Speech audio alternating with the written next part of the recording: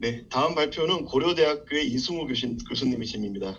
이승우 교수님께서는 플라즈모의 나노파리클 슈퍼레티스 볼 unnatural high optical refraction에 대해서 발표를 해주시겠습니다. 예, 빠른 진행 좀 부탁드리겠습니다. 예, 예, 네, 반갑습니다. 저 고려대학교 이승우입니다. 잘 들리시나요? 잘 보이시나요? 네, 잘 보이고 예, 잘 네. 들립니다.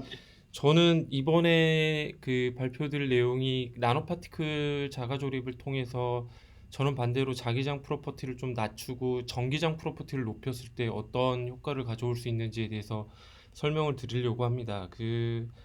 특히 이제 그거를 굴절률 관점에서 제가 설명을 드리려고 하는데요. 아마도 광학 물질에서 굴절률은 가장 기본적인 프로퍼티 중에 하나라고 생각이 듭니다. 그리고 굴절률이 높은 물질을 저희가 갖게 되면 이제 우리가 얻을 수 있는 어떤 효과 중에 하나가 바로 왼쪽에 있는 이런 안경의 렌즈가 작아진다던가, 그리고 렌즈는 사실 옵토일렉트로닉 디바이스에 다 쓰이죠. 그래서 뭐 저희 지금 셀폰에 들어가고 있는 렌즈도 더 패킹이 될 수 있고 보다 더 컴팩트한 옵토일렉트로닉 디바이스도 만들 수 있게 됩니다.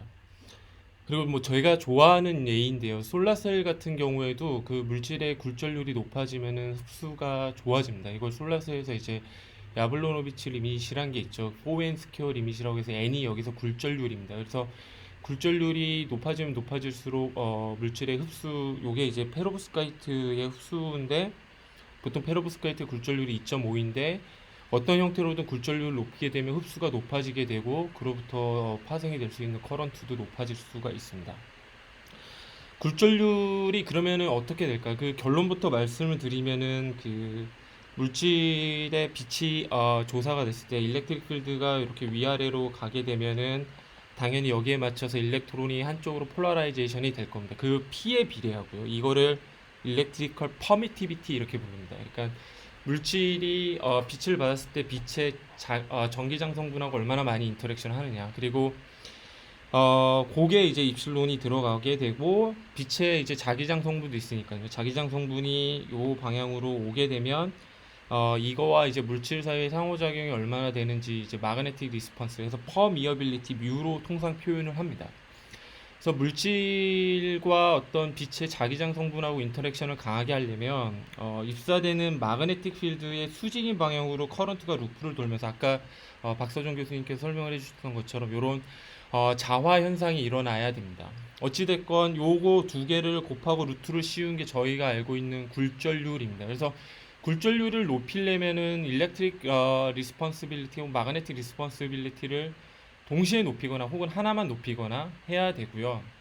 둘 중에 하나라도 낮아지게 되면은 조금 굴절률을 높이기 어려운 점이 있습니다. 그래서 통상 자연계에 존재하는 물질의 대부분, 그러니까 페라이트를 제외한 대부분들은 사실 자기적 반응이 잘 없습니다. 그래서 뮤가 거의 1로 보시면 되고요. 그리고 입실론이 이렇게 바뀜으로써 저희가 이제 굴절률을 제어할 수 있습니다. 자연계에 존재하는 물질에 한해서는요.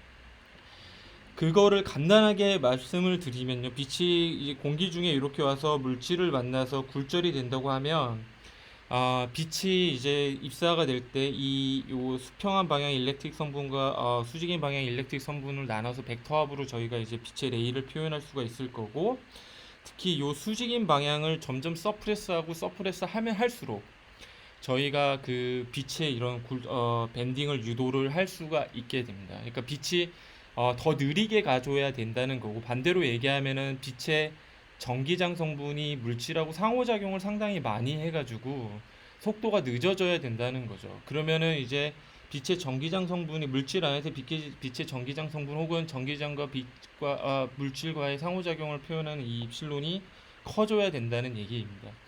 그래서 자연계에 있는 물질은 이런 내추럴한 정기적 프로퍼티에 의해서 이제 이 굴절률이 최종적으로 결정이 되게 되는데요. 이렇게 가령 이제 뉴클리우스 주변으로 일렉트론들이 돌고 있을 때 외부에서 일렉트릭 필드가 빛의 정기적 성분이 조사가 되면은 일렉트론은 반대 방향으로 쏠리게 되죠. 그래서 반대 방향으로 이제 여기 마이너스가 걸리고 플러스가 걸리다 보니까 이렇게 새롭게 일렉트릭 필드가 플러스에서 마이너스로 형성이 됩니다. 그래서 입사되는 거랑 새롭게 형성이 되는 일렉트릭 필드랑 합이 돼서 이렇게 서프레스가 되는 거죠. 토탈 필드가. 보통 이제 자연계에 있는 물질은 요렇게 상황이라고 보시면 됩니다. 저희가 알고 있는 것처럼 아톰들이 이렇게 쭉 있고 아톰의 종류에 따라서 일렉트론의 양이 달라질 수가 있고 전기장을 받았을 때 일렉트론들이 쏠리는 정도 컨덕티비티도 다를 겁니다. 옵티컬 컨덕티비티 이런 표현을 저희가 쓰는데요. 그래서 외부에서 인시던트 일렉트릭 필드가 이렇게 됐을 때 일렉트론들이 반대 방향으로 쏠리게 되고 그러면 플러스 마이너스가 이렇게 되고 플러스에서 마이너스로 새롭게 필드가 인듀스가 되죠. 그러면 합쳐진 게 바로 이렇게 돼서 줄어들게 되죠, 일렉트릭 필드가. 그래서 빛이 물질을 만났을 때 더 느리게 가지는 현상을 이렇게 볼 수가 있습니다. 이게 이제 내추럴한 물질에서 이렇게 굴절률이 제어가 되는 거고, 저희가 오늘 말씀드릴 메타 물질 같은 경우에는 빛이라는 혹은 다른 파동이 다 마찬가지인데요. 파동이 파장보다 훨씬 작은 녀석들을 만날 때 보통 저희가 파장이 한 5분의 1 혹은 10분의 1 이런 걸 얘기를 하는데, 그러면 물리적으로 그 녀석들이 따로 이렇게 디스크릿 되어 있지만 파동이 느껴지기에는 이게 균일한 매질처럼 느낍니다. 그래서 이 메타아톰들을 어떻게 설계를 하고 얘네의 크기가 파장보다 훨씬 작을 때 입사되는 파동은 얘를 균일한 매질로 보는 거죠. 그래서 이때 저희가 이제 메타아톰을 비자연적으로 매우 큰 어떤 일렉트릭 리스폰스를 갖게 디자인을 할 수가 있습니다. 예를 들어서 저희가 요거를 아이빔 스트럭처 이렇게 부르는데, 이때 이제 메탈릭한 아이빔 스트럭처를 만들고 요거를 이렇게 맞닿게 하면은 맞닿는 면이 굉장히 커져서 마이너스 플러스가 분리가 됐을 때 다이폴이 형성이 되고, 이 다이폴과 다이폴끼리 추가적으로 캐패시티브 커플링을 하게 됩니다. 그러면 자연계에서 얻어낼 수 있는 것보다 더 폴라라이제이션이 크게 일어날 수가 있고 인듀스드 필드가 훨씬 크게 되고 빛이 더 많이 서프레이션이 돼서 굴절률을 비자연적으로 높일 수 있는 거죠. 그러니까 일종의 자연계 물질은 신이 정해준 물질에 따라서 이렇게 배열이 되는 거지만 메타 물질은 저희가 신의 역할을 할 수가 있는 거죠. 이런 아이디어는 옛날부터, 그러니까 메타 물질의 컨셉이 1990년 후반부터 이제 나오기 시작했는데요. 그 컨셉이 나오기 전부터 사람들이 생각을 좀 했었습니다. 가령 이렇게 컨덕티브한 스피어가 있고 외부에서 빛이 입사가 됐을 때 마이너스 플러스가 이렇게 분리가 되고 이 사이에 강한 캐패시티브 커플링이 걸리게 되면 이 물질 전체를 우리가 이 호모지니어스 미디움을 볼 수 있고 얻어낼 수 있는 입실론이 필 팩터가 높아지면 높아질수록, 필 팩터는 이 구슬들이 차지하는 볼륨 프랙션입니다. 그래서 필 팩터가 높아지면 높아진다는 거는 구슬과 구슬 사이의 거리가 짧아지게 되고 파생될 수 있는 캐패시티브 커플링이 커진다는 뜻입니다.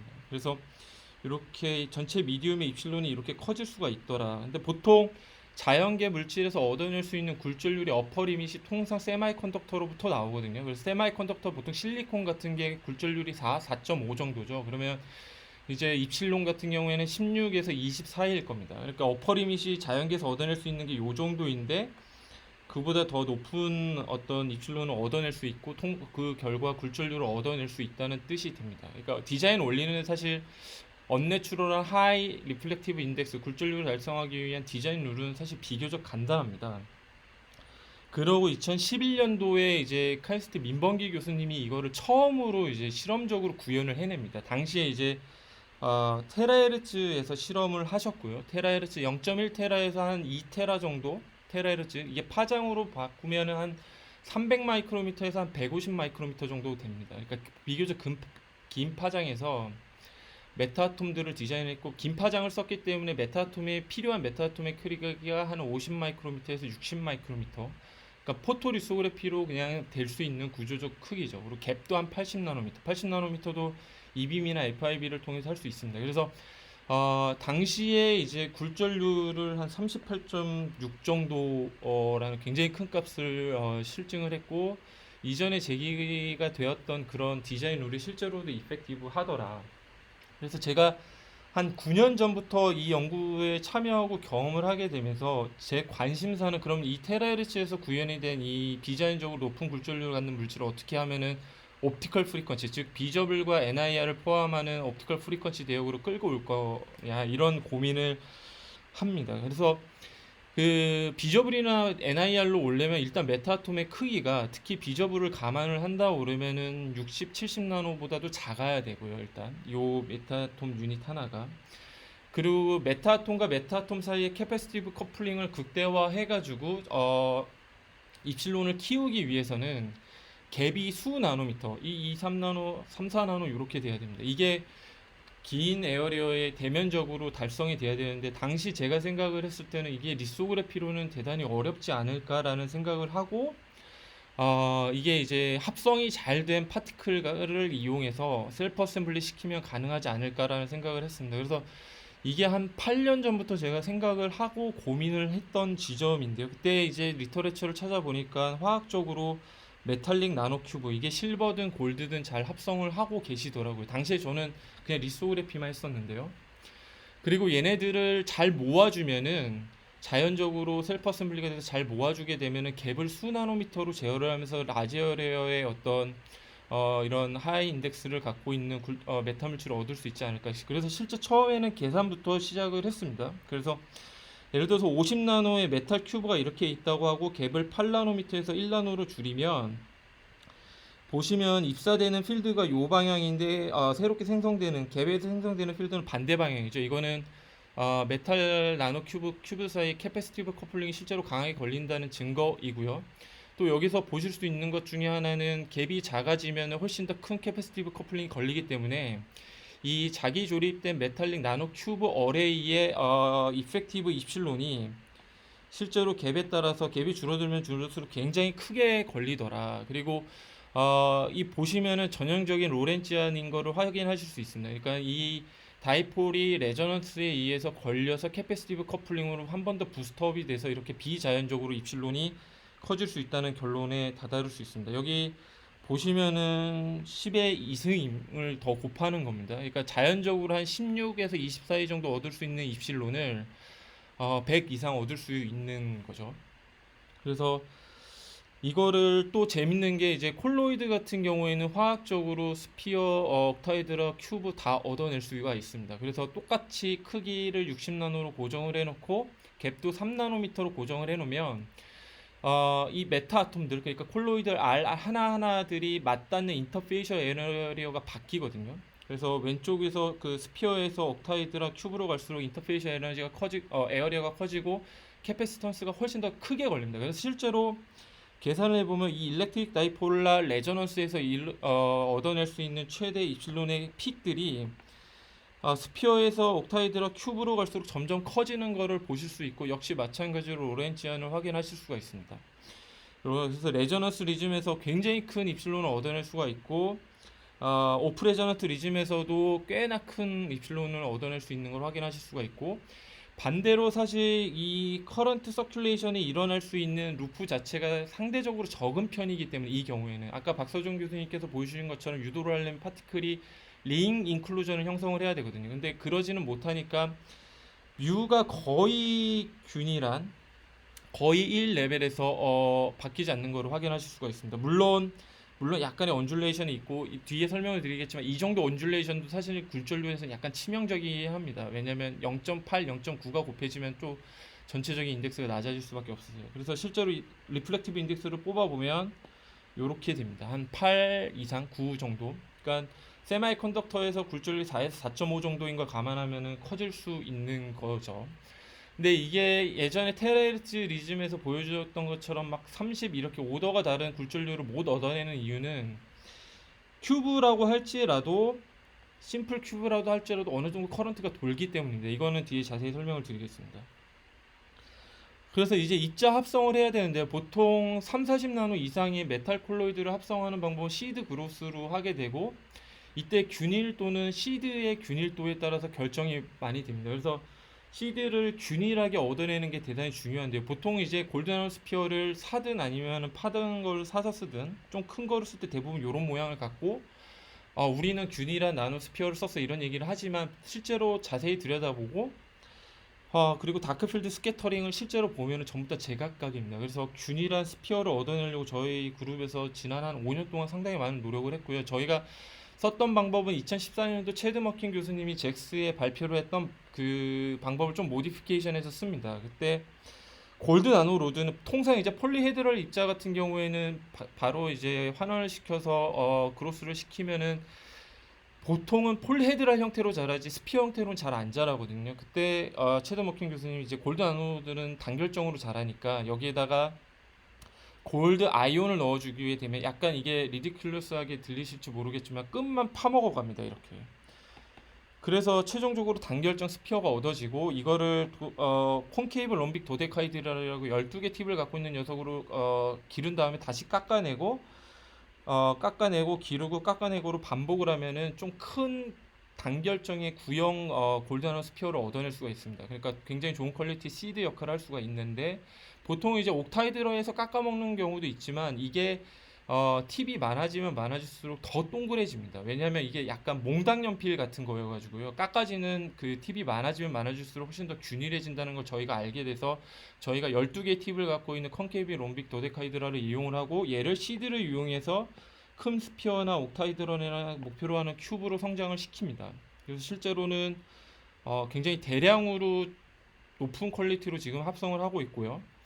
이제 합성이 됐으니까 남는 고민은 얘를 어떻게 이제 자기 조립을 시킬까, 자가 조립을 시킬까. 근데 저희가 쓰는 방법은 엔트로피 패킹에 기반하고 있습니다. 그래서 왼쪽은 완전히 풀리 클로즈 패킹된 상태에서 어그리게이션이 된 거고 오른쪽은 사실 크리스탈라이제이션이 된 거고 이 두 개의 경우는 볼륨 프랙션이 64% 같은 경우입니다. 보통 이제 FCC가 스피어가 가장 패킹될 수 있는 높은 볼륨 프랙션으로 패킹될 수 있다고 알려져 있는데 그게 74거든요. 그래서 얘를 볼륨 프랙션을 64로 낮추게 되면은 이렇게 파티클과 파티클 사이에서의 프리 볼륨이 유지가 되죠. 반대로 랜덤리 어그리게이션이 됐을 때 차지할 수 있는 최대 볼륨 프랙션은 한 64 정도로 알려져 있습니다. 그러니까 같은 볼륨 프랙션을 맞춰주게 되면 오른쪽에 프리 볼륨이 훨씬 더 크기 때문에 엔트로피가 훨씬 큰 상태입니다. 그래서 콜로이드를 어느 정도 볼륨 이상으로 높여주게 되면 자기 스스로 이렇게 패킹이 되는 경향을 보이게 되죠.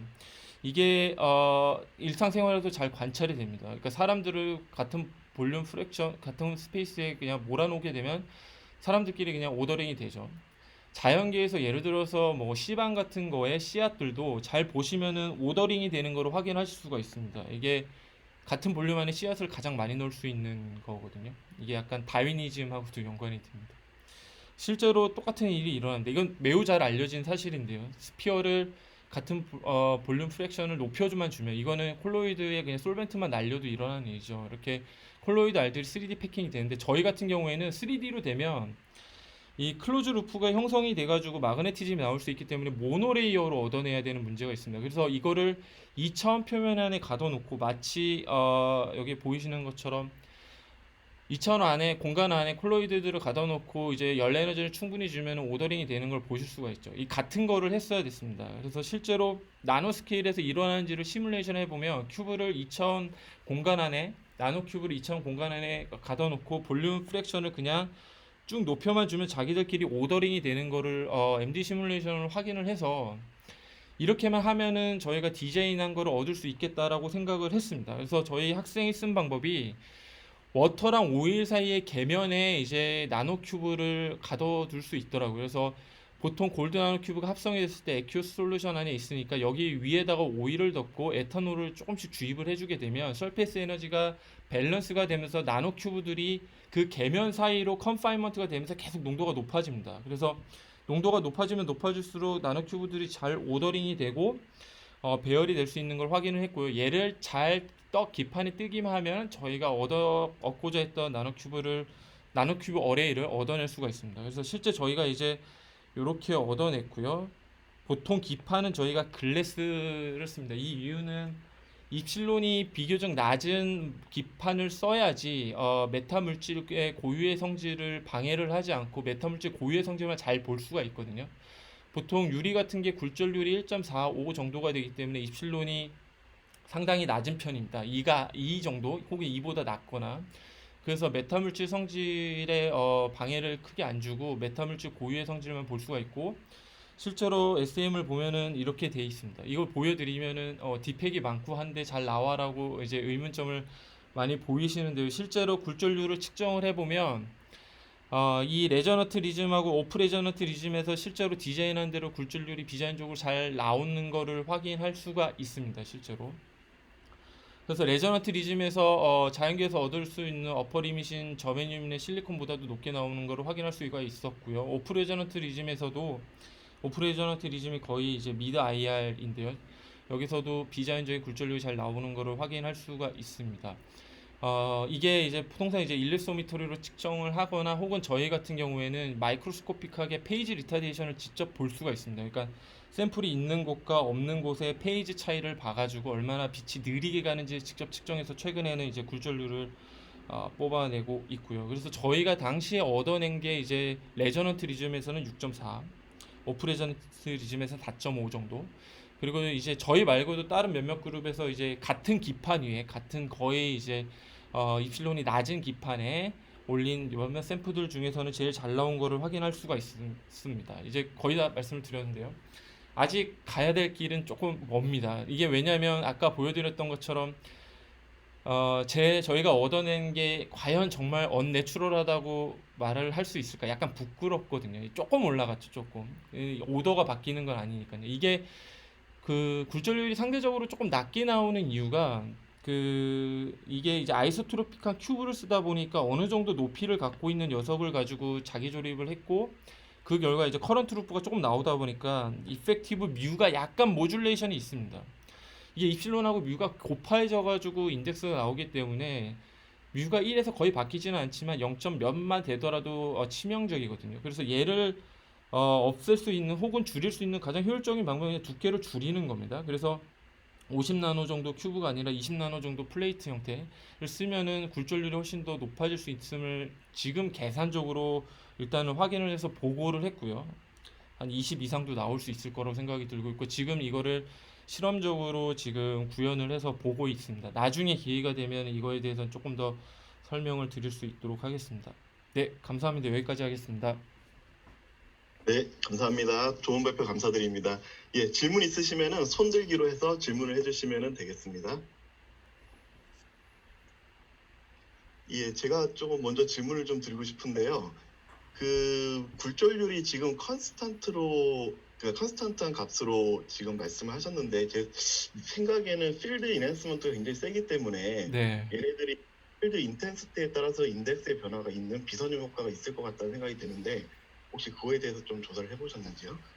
비성형 효과 분명히 있을 수 있는데 아직 거기까지는 못 봤고요. 그리고 저희가 사실 통상 측정을 하는 일러스미터이나 뭐 페이지 리타데이션 마이크로스콥 같은 경우에는 광원 자체의 세기가 크지가 않아서 넌리니어 이펙트는 나오지는 않고 있고요. 근데 추후에 말씀해주신 것처럼 뭐 펜토스콘 같은 펄스 레이저를 쓰면은 넌리니어 이펙트도 나올 수 있지 않을까 기대는 하고 있습니다. 네, 네. 감사합니다. 예, 혹시 뭐 다른 질문 있으신가요?